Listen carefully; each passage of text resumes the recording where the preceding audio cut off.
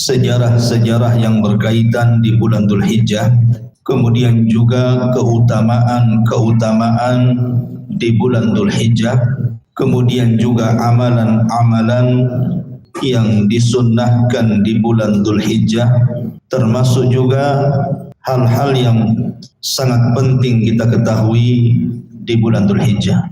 Ini pembahasan kita di malam hari ini. Pertama kita akan bicara tentang sejarah dulu. Sejarah-sejarah yang pernah terjadi di bulan Dzulhijjah. Yang pertama adalah keluarnya Nabi SAW pertama kali pada tahun 25 dari Amul Fil. Nabi SAW bekerja sama dengan Khadijah bintu Khuwailid. Belum menikah waktu itu. Nabi SAW bekerja sama dalam berniaga dengan sistem mudharabah. Khadijah yang punya modal, Rasul yang memainkan modal. Maka Nabi SAW berangkat bersama budaknya Khadijah, Maisarah. Budak laki-lakinya Khadijah namanya Maisarah, dan diminta oleh Khadijah agar Maisarah terus memperhatikan gerak-gerik Rasul selama berniaga ke Syam. Dan Allah Subhanahu wa taala takdirkan pulangnya dari Syam, Nabi SAW mendapatkan keuntungan besar yang dengan sebab itu Khadijah senang dengan Rasul dan berakhir menikah dengan Rasul. Lah peristiwa keluarnya Rasul pertama kali berniaga ke Syam bersama Maisarah itu terjadi di bulan Dzulhijjah. Ini satu. Yang kedua, terjadi pembaiatan Aqabah yang kedua. Baiat Aqabah kan dua kali. Ada namanya Baiat Aqabatul Ula, ada namanya Baiat Aqabatus Tsaniyah. Lah pada tahun ke-13, artinya tahun terakhir Rasul tinggal di Mekah. Karena Rasul kan 13 tahun berdakwah di kota Mekah. Kalau baiat yang pertama itu 2 tahun sebelum hijrah. Ketika Nabi SAW tidak diterima dakwahnya oleh kebanyakan para pembesar-pembesar Arab, maksudnya orang-orang Quraisy, maka datanglah orang-orang Yathrib yang belakangan disebut Madinah.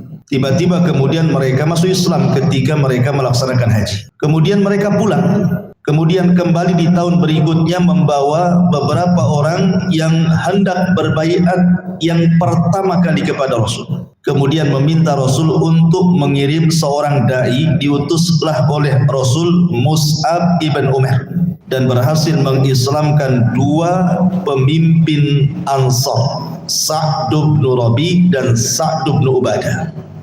Kemudian pada tahun ke-13 sebelum hijrahnya Nabi SAW ke kota Madinah, datanglah rombongan besar dari Yathrib. Ada yang mengatakan jumlahnya sekitar 73 orang, 70 laki-laki dan 3 perempuan. Kemudian melakukan pembaiatan yang kedua pada tahun ke-13 setelah Nabi SAW diangkatnya menjadi Nabi dan Rasul, karena setelah itu Rasul hijrah. Lah pembaiatan yang kedua inilah terjadi di bulan Dzulhijjah pada tahun 13 setelah diangkatnya menjadi Nabi dan Rasul. Ini peristiwa kedua. Peristiwa yang ketiga setelah hijrah pada tahun kedua Hijriah, ada namanya dalam sejarah itu Ghazwatu As-Sawiq. Sawiq itu gandum yang ditumbuk, bahasa kitanya tepung. Perang tepung. Ada namanya perang tepung. Ini maksudnya gimana? Jadi setelah perang Badar kan di bulan Ramadan. Di tanggal 17 Ramadan itu terjadi perang Badar dan kaum muslimin menang. Sehingga kekalahan orang-orang kafir Quraisy itu membekas di hati-hati pembesar Quraisy, salah satunya Abu Sufyan yang masih hidup, karena Abu Jahal dan para pembesar Quraisy yang lainnya mati di Badar. Jadi Abu Sufyan itu dendam. Karena dendamnya Abu Sufyan, dia bersumpah untuk tidak mandi junub sampai dia membalas dendamkan kekalahan di Badar. Artinya mandi junub itu bukan hanya dikenal dalam Islam. Mandi junub pun dikenal di zaman jahiliyah. Dari mana orang-orang jahiliyah tahu mandi junub? Dari sisa-sisa syariat Ibrahim. Makanya sisa-sisa syariat Ibrahim itu seperti haji, umroh, itu kan masih ada walaupun dibuat ala jahiliyah. Maka mandi junub pun orang-orang jahiliyah melakukannya. Abi Sufyan bersumpah, saya tidak akan mandi junub sampai saya membalaskan kekalahan para pembesar Quraisy yang kalah di perang Badar. Akhirnya berangkatlah Abu Sufyan dengan 200 pasukan menuju kota Madinah. Kemudian sesampainya di Madinah, dia pun di gerbang kota Madinah berjumpa dengan kabilah Bani Nadir, kabilah Yahudi. Kemudian nginap satu malam, dan sebelum pulang Abu Sufyan dan pasukannya membunuh 2 sahabat Nabi. Kemudian setelah itu kabur dari Madinah ke Mekah. Nabi SAW mengetahui ini, Abu Sufyan ini sudah membunuh sahabatnya, marah Nabi. Maka Nabi mempersiapkan pasukan, dikejarnya pasukan Abu Sufyan itu. Abu Sufyan cerdas. Dia kalau tidak cepat ke Mekah bisa terjadi peperangan, kalah.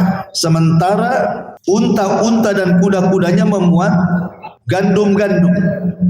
Maksudnya tadinya untuk perbekalan perang, tapi karena tahu akan kalah, kalau tidak dijatuhkan gandum-gandum itu, maka akan memperlambat Abu Sufyan dan pasukan sampai di Mekah. Jadi dijatuh-jatuhkan tuh gandum-gandum. Jadi ketika Nabi SAW menyusul, rupanya pasukan sudah tidak ada. Yang ada adalah gandum-gandum yang dijatuhkan oleh pasukan Nabi Sufyan. Akhirnya diambil oleh Rasul dan sahabat menjadi ghanimah perang. Maka dibawa ke kota Madinah. Sahabat ketika itu sempat protes, Rasul, kenapa kita tidak perang? Tapi Nabi SAW mengatakan kita sudah perang. Mungkin maksudnya para sahabat perang itu ya adu fisik gitu ya.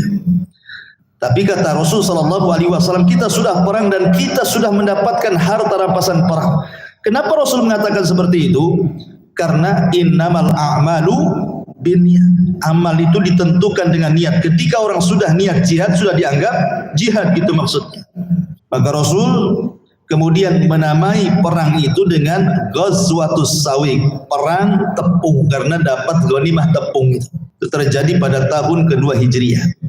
Kemudian pada tahun yang sama meninggal salah seorang sahabat Rasul dari kalangan Muhajirin, namanya Utsman ibn Mad'un. Itu pun di bulan Dzulhijjah. Utsman ibn Mad'un ini orang kaya, dermawan, rajin ibadah, zuhud, wara, luar biasa. Saking tidak mau terlena dengan dunia, dia sampai minta izin kepada Rasul untuk dikebiri supaya fokus ibadah, maksudnya gitu ya. Sudahlah, kebiri saja wahai Rasul, boleh nggak saya mengebiri diri saya supaya saya fokus ibadah? Kata Rasul, la ruhbaniyata fil Islam.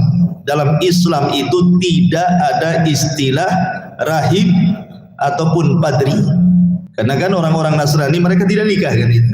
Rahib-rahib mereka. Maka tidak ada rahib dalam Islam, kata Rasul. Nggak boleh kamu mengebiri. Nah, di tahun yang sama 2 Hijriah, Utsman ibn Mad'un ini meninggal dunia. Kemudian ketika meninggal dunia, Nabi SAW menguburkan di Baqi. Maka dialah orang yang pertama dari kalangan Muhajirin yang meninggal, dan dia pula orang yang pertama dikubur di Baqi. Dan kuburannya oleh Rasul diletakkan satu tanda berupa batu. Mungkin bahasa kitanya maisan, untuk menandai inilah kuburan pertama yang ditandai dengan batu. Tetapi dalam Islam tidak boleh ditulisi, nggak boleh menulis di maisan itu.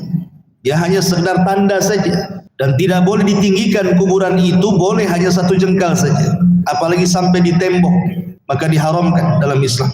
Kalau Anda pernah haji dan umroh, lihatlah di Baqi itu kuburan sahabat, tidak ada yang di tembok. Ya batu-batu gitu saja ya. Ma'asyiral muslimin yang dimuliakan Allah Subhanahu wa taala. Kemudian ini juga terjadi, meninggalnya Utsman ibn Mad'un terjadi di bulan Dzulhijjah. Kemudian juga Idul Adha pertama, di mana Nabi SAW menyembelih seekor kambing, menyembelih 2 ekor kambing. Itu Idul Adha pertama itu pada tahun kedua Hijriah setelah Ramadan, 3 bulan setelahnya Idul Adha. Itulah Idul Adha pertama Rasul.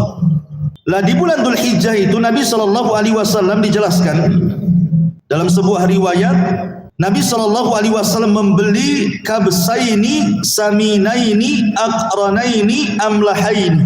Rasul membeli 2 kambing yang sangat gemuk, kemudian 2 kambing itu dua-duanya bertanduk, artinya jantan, kemudian warnanya antara hitam dan putih. Jadi kebanyakan hitam, sedikit putihnya, itu disebut amlah. Itu warna kambing kesukaan Nabi. warnanya hitam putih itu. Tapi kebanyakan hitam, paling putihnya di kepala atau di kaki. Lah Nabi SAW pertama kali berkurban itu di bulan Dzulhijjah pada tahun kedua Hijriah. Disitulah Nabi SAW kemudian mengatakan kepada para sahabat Nabi SAW, adapun yang satu ini, maksudnya kambing yang satu ini, hadza am Muhammadin wa ali Muhammadin, ini untuk Muhammad dan keluarga Muhammad. Kemudian Nabi SAW menunjukkan kambing yang satunya dan mengatakan, hadhihi lil fuqara'il muslimin. Maka kambing ini aku korbankan untuk para fuqara, orang-orang fakir, orang-orang miskin dari kalangan kaum muslimin. Alhamdulillah. Kalaupun antum tidak sanggup berkorban karena kefakiran, maka kita sudah dikorbankan oleh Nabi. Tapi kalau kita sanggup berkorban, maka lebih baik lagi. Tapi kalau kita memang berusaha juga tidak sanggup berkorban, hanya korban perasaan saja, ya alhamdulillah Nabi sudah berkorban untuk para fuqara al-muslimin. Lah, pertama kurban Rasulullah SAW dan menyembelih hewan itu, dua kambing yang sangat gemuk, yang sangat besar gitu ya, yang bertanduk dan memiliki warna hitam putih, itu terjadi di bulan Dzulhijjah pada tahun kedua Hijriah. Ini peristiwa ini juga terjadi di bulan Dzulhijjah. Kemudian selanjutnya juga pada tahun kelima Hijriah ada satu peristiwa di bulan Dzulhijjah itu, setelah perang Khandaq atau perang Ahzab dimenangkan oleh kaum muslimin dan Rasul SAW hendak beristirahat, tiba-tiba Jibril datang dalam bentuk Dihyatul Kalbi, menunggang kuda. Ketika itu Rasul sedang mandi, tiba-tiba dipanggil oleh Jibril dalam bentuk Dihyatul Kalbi. Maka Rasul pun bergegas keluar.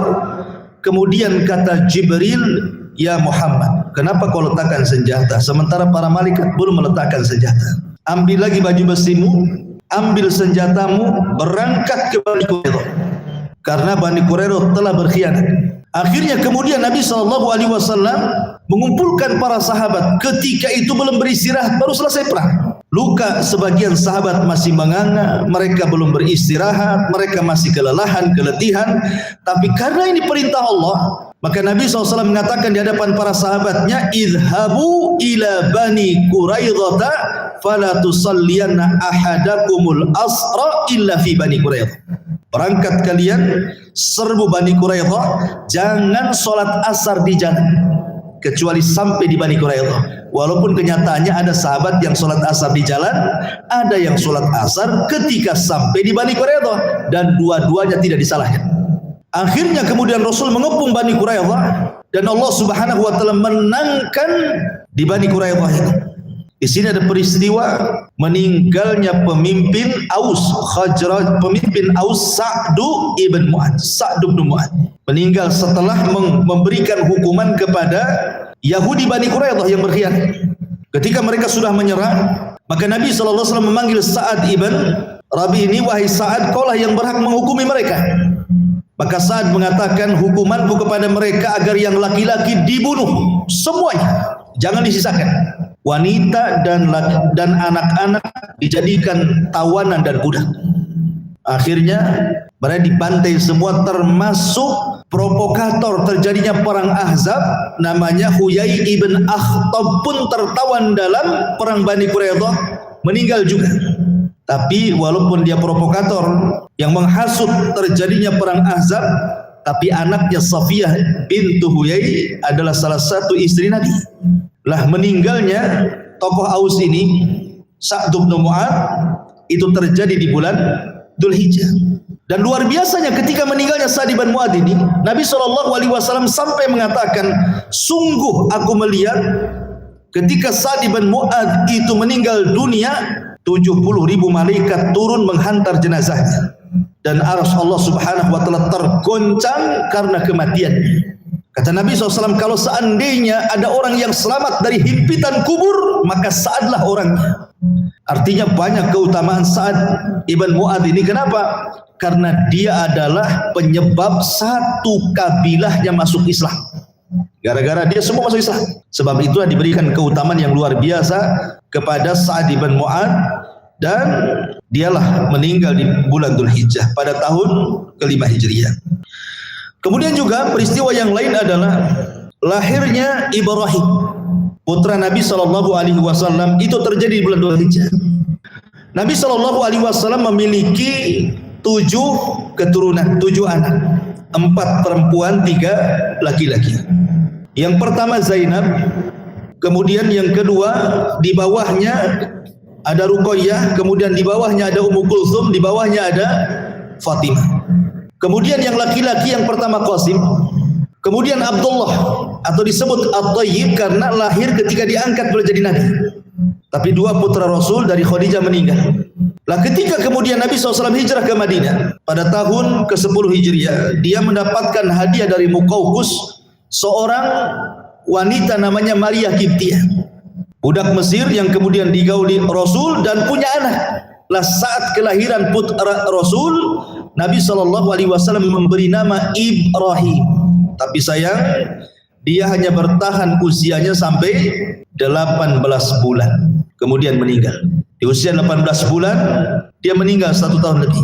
Lah Ibrahim ini saat kematiannya terjadi gerhana. Gerhana total. Gerhana matahari.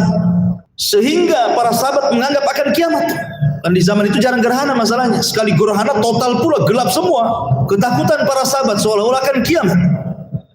Tetapi orang-orang jahiliyah mereka menganggap bahwa kalau ada gerhana berarti ada yang mati atau ada yang lahir. Itu keyakinan jahiliyah. Maka Nabi membantah bahwa gerhana itu bukan karena hidupnya seseorang, juga bukan karena wafatnya seseorang, tapi gerhana itu tanda-tanda kuasa Allah untuk menakut-nakuti hambanya. Maka bersegeralah sholat, sedekah, istighfar. Kemudian Nabi mengarahkan untuk banyak beramal. Lah kelahiran Ibrahim itu terjadi di bulan Dzulhijjah. Kemudian juga peristiwa di bulan Dzulhijjah adalah Hajjatul Wada, haji awal dan akhir Nabi SAW setelah Fathu Mekah. Nabi SAW berangkat bersama semua kabilah Arab yang sudah Islam, berangkat semua menuju Mekah untuk melaksanakan haji. Dan Nabi SAW ketika di Arafah berkhutbah dengan khutbah yang sangat menggetarkan para sahabat, seolah-olah sahabat tahu bahwa ini khutbah perpisahan di hadapan 100.000 kaum muslimin yang masuk Islam. Istilah Nabi SAW berkhutbah yang dikenal dengan khutbah Hajjatil Wada, khutbah haji wada di Arafah. Terkenal khutbahnya luar biasa. Di antaranya adalah Nabi SAW mengatakan, ya ayuhan nas inna rabbakum wahid wa inna abakum wahid. Kullukum li Adam wa Adamun min turab. Inna akramakum indallahi atqakum. Wahai manusia, Rabb kalian satu, Allah, Bapa kalian satu, turunan Adam. Dan Rasul mengatakan tidak ada yang mulia di sisi Allah Subhanahu wa taala kecuali hamba Allah yang bertakwa. Kemudian juga hajinya Abu Bakar Siddiq radhiyallahu anhu sebelum Hajjatul Wada. Abu Bakar dulu haji untuk mentertibkan acara haji Rasul di Mekah, baru kemudian berangkat Rasul tahun depannya. Itu pun terjadi di bulan Dzulhijjah, termasuk penusukan Umar ibn Khattab radhiyallahu anhu ketika sholat subuh. Dengan sebab itulah kematian Umar. Jadi ketika Umar ibn Khattab radhiyallahu anhu sholat subuh, ada seorang laki-laki namanya Abu Lu'lu. Jadi panggilannya Abu Lu'lu. Namanya bukan Abu Lu'lu. Ada yang mengatakan namanya, disebutkan dalam sejarah, Abu Lu'lu itu kunyah daripada anaknya, dia seorang Majusi, tapi namanya adalah Fairuz. Fairuz sebutnya Abu Lu'lu. Ketika Romawi berperang dengan Persia dan menang. Awalnya kan Persia melawan Romawi, kalah Romawi. Tapi tahun-tahun berikutnya Romawi menyerang Persia, kemudian menang Romawi. Abu Lu'lu ini jadi tawanan orang-orang Romawi. Dia kan orang Persia, Majusi penyembah api. Ketika kaum muslimin melawan orang Romawi, menang Islam, maka Abu Lu'lu menjadi tawanan kaum muslimin. Dan yang menawannya adalah Mughirah ibn Syu'bah. Ketika itu Mughirah bin Syu'bah, karena tahu kepiawaian Abu Lu'lu suka membuat senjata, dia ingin membawa ke Madinah. Umar mencegat, tidak boleh orang kafir tinggal di Madinah. Tapi karena Mughirah ini kan punya usaha pandai besi, dia ingin Abu Lu'lu menjadi karyawannya karena dia budaknya. tahu dia keahlian membuat pedang dan pisau, terus merengek kepada Umar bin Khattab agar Abu Lu'lu' diizinkan masuk ke Madinah. Akhirnya kemudian Umar pun karena melihat Mughirah bin Syu'bah sahabat Rasul yang bermulazamah dengan Rasul, dia hargai, dia muliakan, diizinkanlah Mughirah membawa budaknya ini untuk dipekerjakan di pandai besinya. Lah suatu ketika Abu Lu'lu' ini mengeluh soal gaji, soal bayar, karena Mughirah ini memberikan bayaran kecil walaupun dia budak, ya dihargai lah kan. Jadi akhirnya ketika Umar bin Khattab radhiyallahu anhu lewat, dia mengadu. Ketika melihat Umar bahwa Abu Lu'lu' ini pandai membuat senjata, tiba-tiba Umar mengatakan, "Ya Abu Lu'lu', bisakah kau buatkan pisau untukku?" Kata Abu Lu'lu', "Bisa, dan saya akan buatkan pisau untukmu yang akan dikenal oleh barat dan timur." Umar bin Khattab tidak paham kalimat barat dan timur ini. Rupanya Abu Lu'lu' itu menaruh dendam kepada Amirul Mukminin karena sudah menaklukkan Persia dan membunuh para pembesarnya. Dari situ ada niat untuk membunuh Umar. Ditambah-tambah Umar mesen pisau. Lah pesan pisau-pisau yang dibuat untuk Umar itulah justru dijadikan untuk membunuh Umar. Ketika sholat subuh, namanya zaman dulu masjid bukan kayak gini, gelap gitu ya. Jadi orang masuk ke masjid dia tidak tahu karena waktunya subuh masalahnya. Dia siapa kan tidak pernah melirik ini siapa orang masuk masjid. Kalau sekarang ya lah malam-malam masuk masjid ya ada CCTV, ngapain dia? Jangan mau jadi kotak infak gitu. Zaman sekarang gitu. Zaman dulu mau jam berapa saja masuk masjid tidak ada masalah. Jadi Abu Lu'lu' ini berpura-pura dengan menutup wajahnya. Dia masuk dalam sholat subuh di saf pertama, ya orang curiga karena gelap. Ketika rakaat pertama sudah selesai, masuk ke rakaat kedua, Abu Lu'lu' mengeluarkan senjatanya, menusuk Umar dari belakang dengan beberapa tusukan, sampai Umar mengatakan, akalatni kalbun. Anjing telah menggigitku, anjing telah, padahal sedang ditusuk sama Abu Lu'lu' itu. Dengan sebab itulah Umar meninggal dunia. Tapi Umar senang. Dia senang meninggal dunia karena ditusuk Abu Lu'lu'. Kenapa Umar senang coba? Orang kalau ini kan dendam. Masa orang mati ditusuk kok senang gitu? Umar tuh senang tuh. Karena di antara doa Umar bin Khattab adalah, "Ya Allah, jadikan aku mati syahid di kota tempat hijrah Nabi." Itu doanya Umar. Dan Allah kabulkan. Rupanya yang menusuk dia siapa? Abu Lu'lu'. Maka dia bertanya kepada putranya Ibnu Umar, "Siapa tadi yang membunuhku?" Kata Abdullah ibn Umar, "Abu Lu'lu' ya abi." Abu Lu'lu' maula Mughirah, budaknya Mughirah. Ya. Umar bin Khattab tersenyum sambil memuji Allah. Alhamdulillah alladzi qatalani rajulun lam yasjud lillahi walau kana sajda. Segala puja dan puji hanya milik Allah. Rupanya yang membunuhku adalah seorang majusi yang tidak pernah sujud walaupun satu kali. Selepas itu Umar meninggal. Dikabulkan kan doanya. Dibunuh orang kafir dan meninggal di kota Madinah di tempat hijrah Nabi. Ya. Nah, terbunuhnya Umar bin Khattab mati syahid itu terjadi di bulan Dzulhijjah. Kemudian juga wafatnya Utsman bin Affan radhiyallahu anhu. Diangkatnya Utsman jadi khalifah di bulan Dzulhijjah. Wafatnya juga di bulan Dzulhijjah Utsman. Dan satu-satu khalifah yang sangat tragis saat pembunuhannya adalah Utsman. Pernah saya cerita di sini tentang kisah Khawarij. Bagaimana kelompok Sabaiyah yang berjumlah 5.000 pasukan mengepung rumah Utsman bin Affan sehingga Utsman tidak bisa keluar walaupun hanya untuk sholat di Masjid Nabawi. Lalu kemana orang-orang Madinah? Kenapa tidak membela Utsman? Karena waktu itu musim haji sehingga kebanyakan orang-orang Madinah sedang haji sehingga Madinah kosong. Makanya ketika datang pasukan dari Kufah, Basra dan Irak mengepung Madinah, rakyat Madinah ketakutan semua mengunci rumah. Ya. Kemudian juga pasukan yang banyak ketika itu tidak ada di Madinah, semua ada di Syam. Pusat pasukan itu ada di Syam. Tidak mungkin Utsman mengontek pasukan ke Syam, Muawiyah untuk ngirim berapa hari lagi ke Syam ke Madinah kan. Sehingga akhirnya Utsman bin Affan radhiyallahu anhu ketika itu harus dikepung selama 3 hari, tidak bisa keluar. Ada matakan 40 hari. Sampai kelapar, sampai akhirnya didobrak rumahnya, dibakar pintunya. Kemudian Umar pun dibunuh dengan cara sadis. Dan pembunuhan Utsman terjadi di bulan Dzulhijjah. Dan sebab pembunuhan Utsman inilah membuka pintu fitnah peperangan, perang saudara. Sejak terbunuhnya Utsman ini terbuka pintu fitnah tuh. Akhirnya peranglah apa yang disebut dengan Jamal, di mana kubu Aisyah Zubair dan Tolha melawan pasukan Ali. Kemudian ada namanya perang Siffin, kubu Ali melawan Muawiyah. Dan terus seperti itu akan terjadi fitnah peperangan antar kaum muslimin, sesama kaum muslimin, sejak terbunuhnya Utsman sampai kiamat dibangkitkan. Jadi memang terbunuhnya Utsman itu fitnah besar, dan yang mengawalinya orang-orang Khawarij. Makanya pemahaman Khawarij itu bahaya sekali. Maka saya senang kalau pemerintah itu memberantas pemahaman Khawarij yang suka memberontak kepada pemerintah yang sah, membuat negara di atas negara namanya. Ma'asyiral muslimin yang dimuliakan Allah Subhanahu wa taala.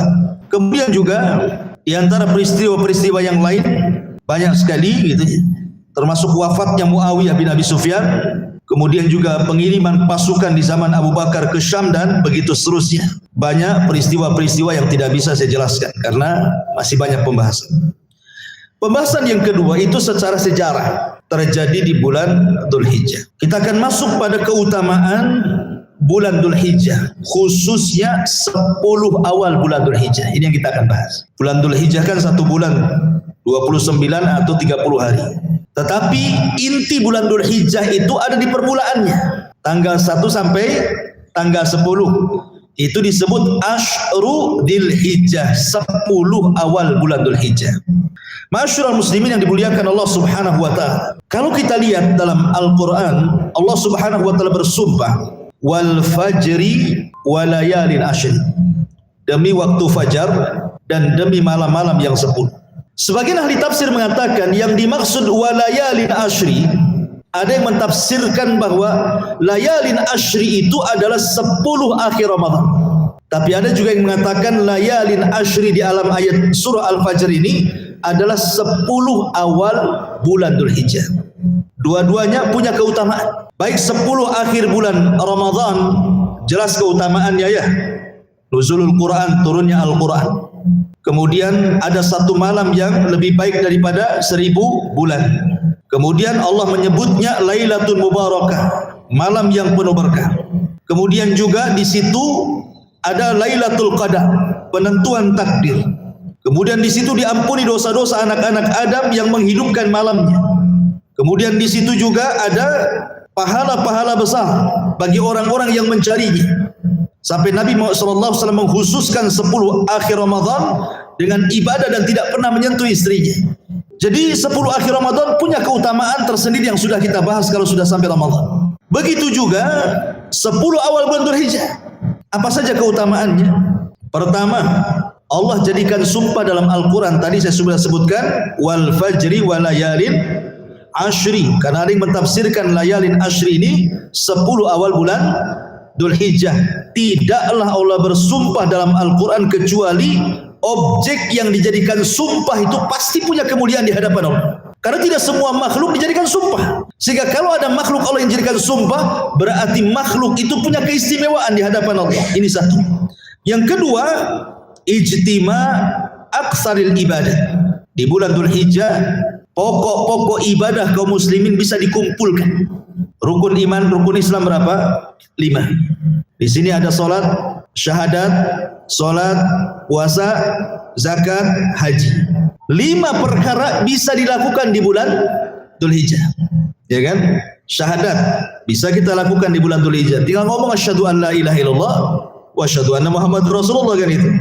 Salat, memang salat tiap hari kita. Puasa, nanti saya jelaskan ada puasa. Apakah puasa itu dari tanggal 1 sampai tanggal 9 atau tanggal 9-nya saja? Nanti kita jelaskan. Kemudian juga zakat, bisa kita zakat di bulan Dzulhijjah.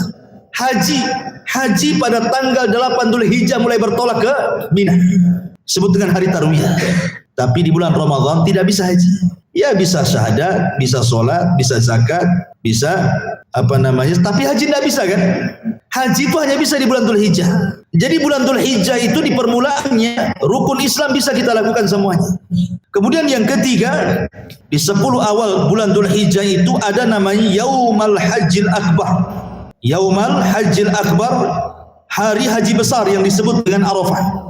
Kemudian juga Allah Subhanahu wa taala ketika menyebutkan keutamaan 10 awal bulan Dzulhijjah menyebutkan bahwa ada ayyaman ma'lumah. Ada ayyaman ma'lumat, ada ayyaman ma'dudah. Ada yang mengatakan ayyaman ma'lumat dengan ma'dudat itu artinya 4 hari. Tanggal 10 hari Nahar dan 3 hari tasyrik. Dan itu ada di permulaan bulan Dzulhijjah. Kemudian juga yang nomor 5 ada Yaumun Nahri.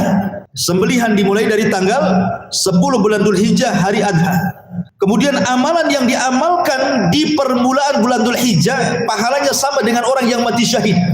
Sebagaimana Nabi SAW mengatakan, "Ma min ayyamin al-amalu shalihu fihinna ahabbu ila Allah min hadhil ayyamil ashr." Tidak ada hari-hari yang amal soleh lebih dicintai Allah dibandingkan orang yang beramal soleh di 10 awal bulan Dzulhijjah. Sahabat bertanya Rasul, apa sebanding dengan jihad? Tidak, kata Rasul. Kecuali kalau orang yang jihad ini dia bawa harta dan jiwanya dan tidak pernah kembali jiwa dan hartanya alias mati syahid. Baru sebanding. Jadi kalau seandainya Anda baca Quran di 10 awal Dzulhijjah, maka baca Qurannya sama dengan pahalanya orang yang mati syahid. Kalau Anda berzikir sama pahala dengan orang mati syahid. Kalau Anda silaturahim sama dengan orang mati syahid. Kalau Anda birrul walidain sama dengan orang mati syahid. Kalau Anda melakukan apapun dari amal soleh, pahalanya sebanding dengan mati syahid. Itu maksudnya. Itu kalau dilakukan di awal bulan Dzulhijjah. Dan Rasul mengatakan bahwa 10 awal bulan Dzulhijjah itu termasuk afdalu ayyamid dunya, seafdal ayam di dunia, seafdal hari di dunia adalah 10 awal bulan Dzulhijjah. Lihat di sini, 10 akhir Ramadan banyak keutamaan. 10 awal bulan Dzulhijjah banyak keutamaan. Pertanyaan, mana yang lebih afdal? Antara 10 awal bulan Dzulhijjah dengan 10 akhir Ramadan.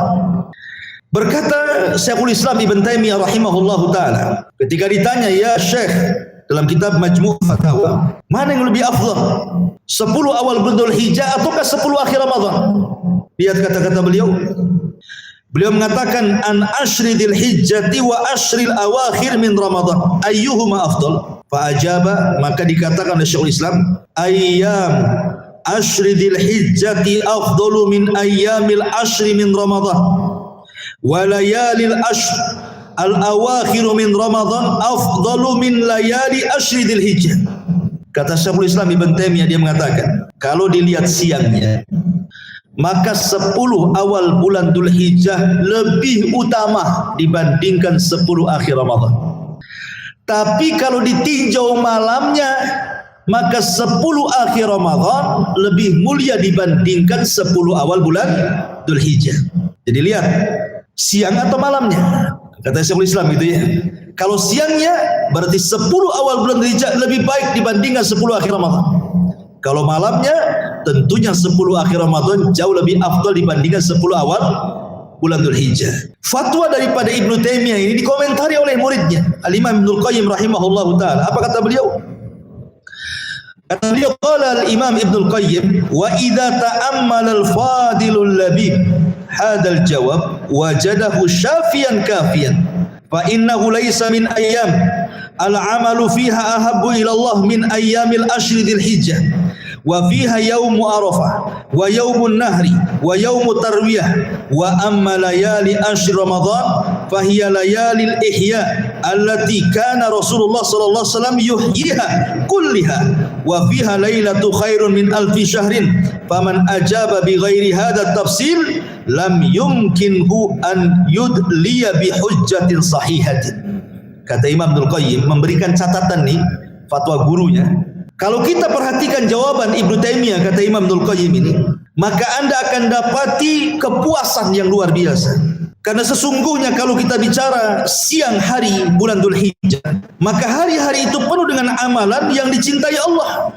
Di antaranya ada hari Arafah, ada hari nahar penyembelihan, ada hari tarwiyah bertolaknya jemaah haji pada tanggal 8 Dzulhijjah, dan banyak lagi.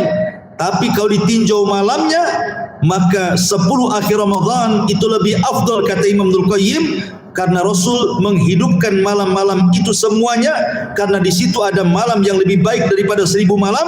Maka barang siapa yang tidak menjawab seperti rincian ini, maka dia belum menjawab dengan benar. Harus seperti ini jawabannya, kata Imam Ibnul Qayyim rahimahullahu ta'ala. Kemudian Al-Imam Al-Hafidh Ibnu Rajab memberikan catatan, kenapa 10 awal bulan Dzulhijjah lebih afdal dibandingkan 10 akhir Ramadan? Karena tadi lijtima al-usulil ibadati fi, karena semua usul-usul ibadah itu bisa dilakukan di bulan Dzulhijjah yang tidak bisa dilakukan di bulan Ramadan. Rukun Islam hanya bisa dilakukan di bulan Dzulhijjah, tapi tidak bisa dilakukan di bulan Ramadan. Karena haji tidak bisa di bulan Ramadan. Anda kalau haji di bulan Ramadan sendirilah. Maskapai mana yang bawa antum ke sana?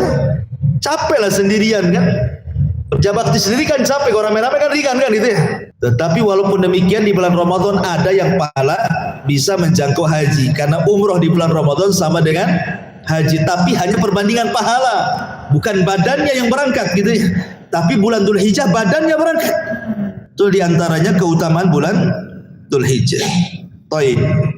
Ma'asyiral muslimin yang dimuliakan Allah Subhanahu wa taala. Dari sini kita tahu bahwa ketika kita ditanya lebih baik mana 10 awal bulan Dzulhijjah atau 10 akhir Ramadan, maka rinciannya harus seperti Syekhul Islam Ibn Taimiyah. Lihat siangnya kah ataukah malamnya, gitu maksudnya. Kalau siangnya 10 awal bulan Dzulhijjah lebih baik. Kalau malamnya 10 akhir Ramadan jauh lebih baik. Itu jawabannya. Baik. Ma'asyiral muslimin yang dimuliakan Allah Subhanahu wa taala. Ibadah yang paling dicintai adalah ibadah di bulan Dzulhijjah. Salah satunya adalah puasa. Sedikit kita akan bahas tentang puasa. Ma'asyiral muslimin yang dimuliakan Allah Subhanahu wa taala. Puasa di bulan Dzulhijjah itu ada yang disebut dengan puasa Arafah. Kapan Arafah? Pada tanggal 9 Dzulhijjah. Orang haji sedang wukuf di Arafah. Kita yang tidak haji disunahkan puasa. Yang haji tidak disunahkan puasa. Berarti puasa Arafah itu disunahkan bagi yang tidak haji. Apa alasannya? Dikatakan oleh para ulama, kenapa kemudian puasa Arafah hanya dilakukan oleh orang yang tidak haji? Kata Imam Syaukani rahimahullahu taala, beliau mengatakan fayujma bainal ahadits bi anna sauma hadzal yaum mustahabbun likulli ahadin makruhun liman kana bi arafatin hajjah wal hikmatu fi dzalika annahu rubbama kana muaddiyan ila dha'fi anid du'a wa dzikri yauma arafata hunalika wal qiyam bi a'malil haji wa qila al hikmatu annahu yauma idin li ahli al mauqif lijtima'ihim fihi. Kata Imam Syaukani, kenapa orang yang sedang haji pada tanggal 9 tidak disunahkan untuk puasa? Hikmahnya kata Imam Syaukani, sebab kalau seandainya orang yang sedang wukuf di Arafah itu sampai puasa, maka ini akan mengantarkan kepada kelemahan badan, sehingga akan mengganggu kepada konsentrasi doa dan zikir. Makanya tidak boleh puasa orang yang sedang wukuf di Arafah itu, supaya doanya makin khusyuk. Kalau orang sedang lapar doa mana khusyuk ikhwan? Ibadah zikir sedang lapar mana khusyuk gitu ya? Supaya khusyuk doanya, supaya khusyuk zikirnya, maka tidak disyariatkan puasa, bahkan dimakruhkan. Kemudian juga hikmah yang kedua, karena memang itu id bagi orang yang sedang haji. Mereka sedang mengadakan id yang disebut dengan Idul Mauqif, berkumpulnya dari semua negara di Arafah. Maka disebut Al-Hajjul Arafah. Haji itu ditentukan dengan Arafah, kan itu hari rayanya orang haji. Sebab kalau sudah tawaf, sa'i itu mempencar-pencar ikhwan. Tapi kalau sudah di Arafah jadi kumpul jadi satu. Makanya idnya orang haji itu Arafah. Sebab itulah tidak disunahkan puasa. Jadi yang disunahkan puasa itu bagi orang yang di luar haji, gitu maksudnya. Kita-kita ini loh yang enggak haji itu puasanya pada tanggal 9 itu sunnah. Dan Nabi SAW mengatakan dalam sebuah hadis yang dikeluarkan Al-Imam Muslim dari Abi Qatadah radhiyallahu an, ketika Rasul ditanya tentang puasa Yaum Arafah, beliau mengatakan yukaffirus sanatal madhiyatal baqiyah, bisa menggugurkan dosa 1 tahun ke belakang dan 1 tahun yang akan datang. Dalam riwayat Nabi SAW ketika ditanya tentang hari Arafah, kata Nabi SAW, siyamu yaumi Arafah ahtasibu ala Allah annahu yukaffiru sanatal lati qablahu wa sanatal lati ba'dahu. Kata Nabi SAW, puasa hari Arafah itu aku jamin Allah akan menghapuskan dosa sebelumnya 1 tahun dan dosa setelahnya 1 tahun. Kata para ulama, manfaat puasa tanggal 9 itu 3. 1, mengangkat derajat. 2, menambah kebaikan. 3, menghapus kesalahan. Ini manfaat puasa Arafah tanggal 9. Pertanyaan, boleh nggak Anda puasa pada tanggal 1 bulan Dzulhijjah? Ini nanti nih, sekarang kan tanggal 20 nih. Karena sekarang kan tanggal Hijriah dengan Masehi sama gitu. Berarti nanti 10 hari lagi atau mungkin 9 hari lagi kita masuk di tanggal 1 Dzulhijjah. Apakah disunnahkan kita puasa tanggal 1, 2, 3 sampai tanggal 9 ataukah tanggal 9-nya saja? Ini pertanyaannya. Dalam permasalahan ini ada dua riwayat. Kalau mengacu kepada riwayat Aisyah radhiyallahu anha, Ummul Mukminin Aisyah radhiyallahu anha. Aisyah radhiyallahu anha ketika ditanya, apakah Nabi SAW berpuasa 10 hari kecuali tanggal 10? Kata Aisyah, maka yasumuha. Rasul tidak pernah puasa. Rasul tidak pernah puasa kecuali tanggal 9. Itu Aisyah radhiyallahu yang ngomong. Artinya tidak ada puasa. Ya puasa-puasa yang umum, Senin Kemis, ya atau puasa Daud gitu ya. Kalau Ayyamul Bid kan belum sampai. Kan namanya 10 awal, Ayyamul Bid kan pertengahan bulan. Artinya bahwa kalau melihat hadis Aisyah, Rasul tidak pernah puasa. Tapi kalau melihat hadis Hafsah, sama-sama istri Nabi nih. Ya. Kalau melihat hadis Hafsah, apa kata Hafsah? Kata Hafsah mengatakan arbaun lam yakun yada'ahunna Rasulullah sallallahu alaihi wasallam siyama yaumi Asyura wal ashri wa thalathata ayyami min kulli syahrin wa raq'ataini qabla al-ghadati rawahu Ahmad wan Nasai wa Ibnu Hibban wa sahhaha. Kata Hafsah, ada 4 amalan tidak pernah ditinggalkan Nabi. Kata Hafsah, ada 4 amalan tidak pernah seumur-umur Rasul meninggalkannya. Pertama kata Hafsah, puasa hari Asyura tanggal 10 Muharram. Kemudian yang kedua wal ashri, puasa di awal Dzulhijjah tanggal 1 sampai tanggal 9. Kemudian yang ketiga puasa Ayyamul Bid. Kemudian yang keempat salat sunnah fajar. Gak pernah ditinggalkan Nabi, kata Hafsah. Lihat kontradiktif. Aisyah mengatakan tidak pernah puasa, Hafsah pula mengatakan puasa. Mana satu yang benar? Dua-duanya si Nabi ini. Ini sama dengan hadis begini tentang hukum kencing berdiri. Aisyah radhiyallahu anha mengatakan, kalau ada orang yang ngomong Nabi kencing berdiri, dustakan, nggak benar. Aku tidak pernah melihat Rasul itu kencing berdiri. Hudzaifah bin Yaman, seorang sahabat, dia melihat Rasul kencing berdiri menghadap tong sampah kaum. Aisyah mengatakan, jangan dibenarkan tuh kalau kau lihat Rasul kencing berdiri, jangan dibenarkan. Aku nggak pernah melihat Rasul kencing berdiri. Tapi Hudzaifah melihat, dua-duanya sahih. Maka dijamu oleh para ulama bahwa Hudzaifah dibawa kepada pengetahuannya, Aisyah pun dibawa kepada pengetahuannya. Ya, sepengetahuan Aisyah memang Rasul tidak pernah kencing berdiri. Sepengetahuan Hudzaifah Rasul pernah kencing berdiri. Berarti kata para ulama jamanya, kalau dengan kencing berdiri mengakibatkan cipratan najisnya ke badan kita, duduk. Tapi kalau dengan duduk justru terbalik, cipratan najisnya kena kita berdiri, gitu maksudnya. Lihat maslahat. Lah soal di sini bagaimana cara menggabungkannya di sini? Walaupun sebagian para ulama ada yang mengatakan hadisnya ittirab, ada ittirab gitu ya. Ada yang mengatakan cara menjamaknya, karena bagaimanapun ada kaidah hadis yang mengatakan jam'u bainal adillataini aula min tarki ahadihima. Menggabungkan dua hadis yang saling bertentangan itu lebih baik dibandingkan membuang salah satunya, karena dua-duanya hadis Nabi. Bagaimana caranya nih menggabungkan nih sehingga kemudian melahirkan sebuah hukum? Maka ulama mengatakan fa'amman, adapun perkataan Hafsah ya, fihi dalilun istihbabi saumi ayyami asyri dzulhijjah, itu menunjukkan dalil tentang disunnahkan puasa dari tanggal 1 sampai tanggal 9. Itu hadis Hafsah. Adapun yang dikeluarkan Imam Muslim dari Aisyah radhiyallahu anha bahwa ma raaitu Rasulullah sallallahu alaihi wasallam shaiman fil ashri qattun, aku tidak pernah melihat Rasul puasa sedikit pun di 10 awal Dzulhijjah kecuali puasa tanggal 9 saja kan. Faqad qala al ulama, perhatikan berkata para ulama di sini, al muradu annahu lam yasumha li aridi maradin aw safarin aw ghairihima wa adamu ru'yatiha lahu shaiman la yastalzim al adam li anna shauma qad la yadhhar amrahu.